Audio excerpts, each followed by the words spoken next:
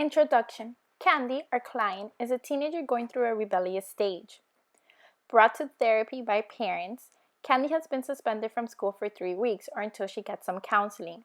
Candy has been using drugs, dating older men, and probably messing with them. In addition, she went to Colorado River even though her mother told her not to.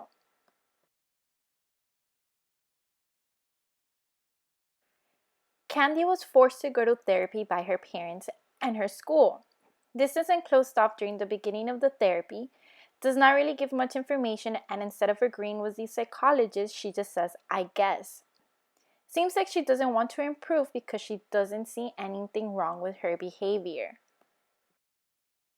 Person-centered model. Founded by Carl Rogers, believed humans are capable of making changes and having productive, effective lives. Clients cannot understand and resolve problems on their own. Use of advice, suggestion, persuasion, teaching, diagnosis, and interpretation.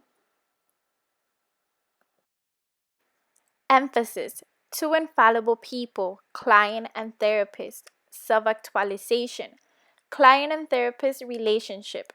Self-directed growth if involved in a positive therapeutic relationship.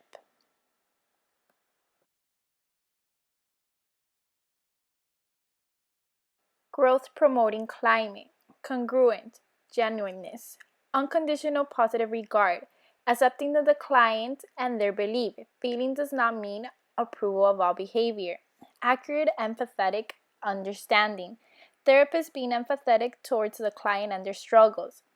Empathy is a deep understanding of the client, not sympathy. Goals, actualization tendency, desire to grow. Client achieving a greater degree of independence and integration. Having clients be open to experience, trusting in themselves, able to evaluate themselves.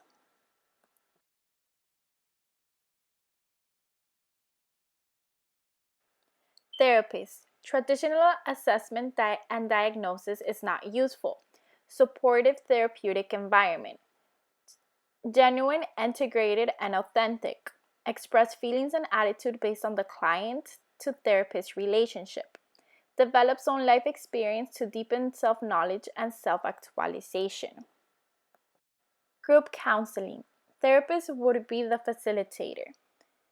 Create therapeutic environment, shows deep trust of the group members. Group members set the goal for the group. Group setting allows for an open and accepting community.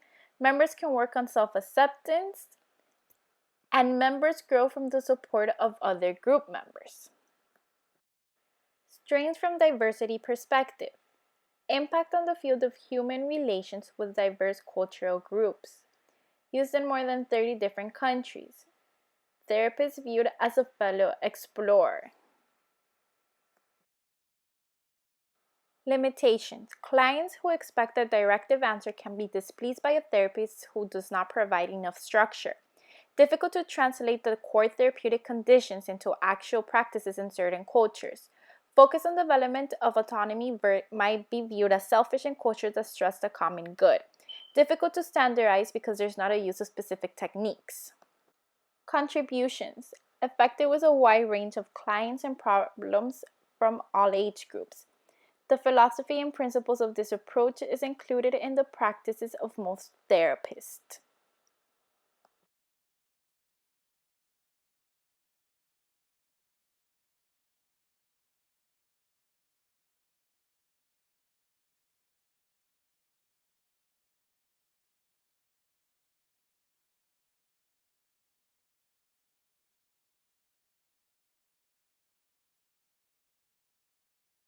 Hi, how are you?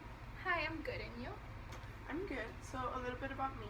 I got my bachelor's in psychology, my master's in counseling psychology, and I specialize in person-centered therapy. I've been working with teenagers for a couple years. So, Candy, tell me a bit about yourself. I don't know. I mean, I'm a senior at high school. I'm nice. Okay. People like me. Why are you here today? I don't know. My parents made me. Why do you think they made you? I mean, I guess everything I do is wrong. They're always mad at me. Do you think it has to do with the fact that you got expelled from high school? Probably. I mean, I got grounded. So why did you get kicked out? I got in trouble. What kind of trouble? Trouble.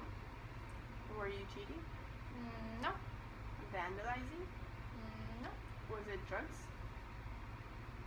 Okay, is that a yes? Yes. Why were you doing drugs? I mean, I don't know what's wrong with it. Everybody does it. My friends do it.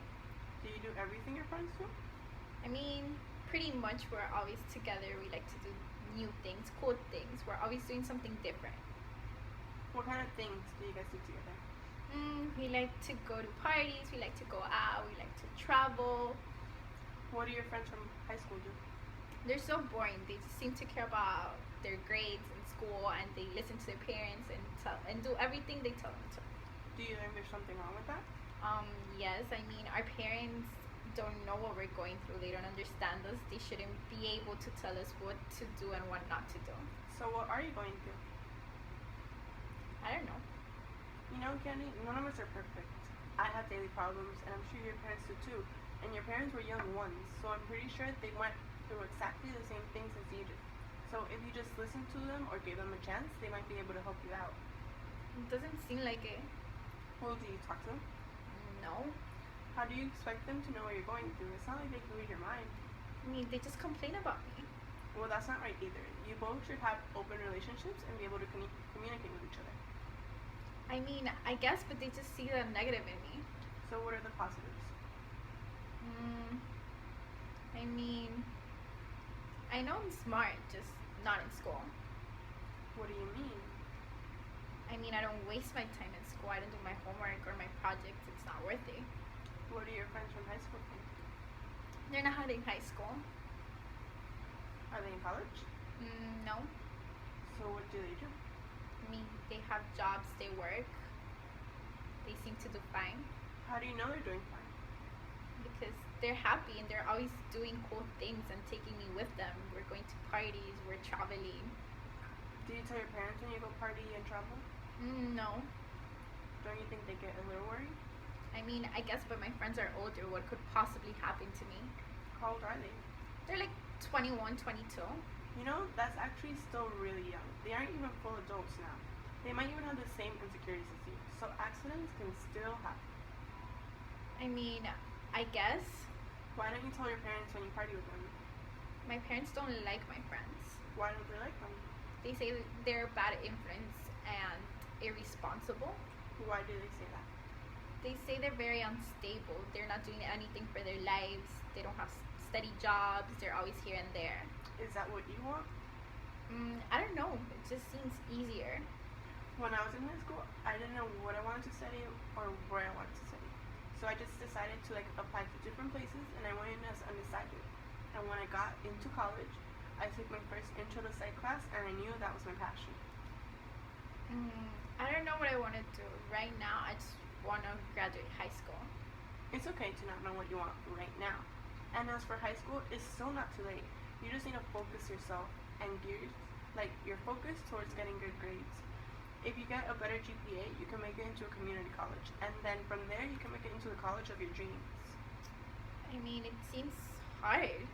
Sometimes the easy life is not the best life. Hard work pays off, and everyone can achieve what they set their mind to, and you're no exception. I feel like I'm too behind already. You can still make it, you just have to put in the effort. Just because others achieve their goals before you doesn't mean that you won't be able to achieve it. Everyone works at their own pace. But is it even worth it? That's up to you to decide.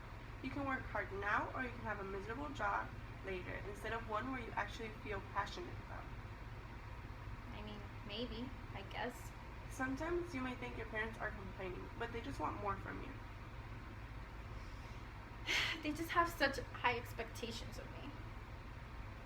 They're not telling you to do something they don't think you can do. It doesn't seem like they believe in me. Of course they believe in you. That's why you're here.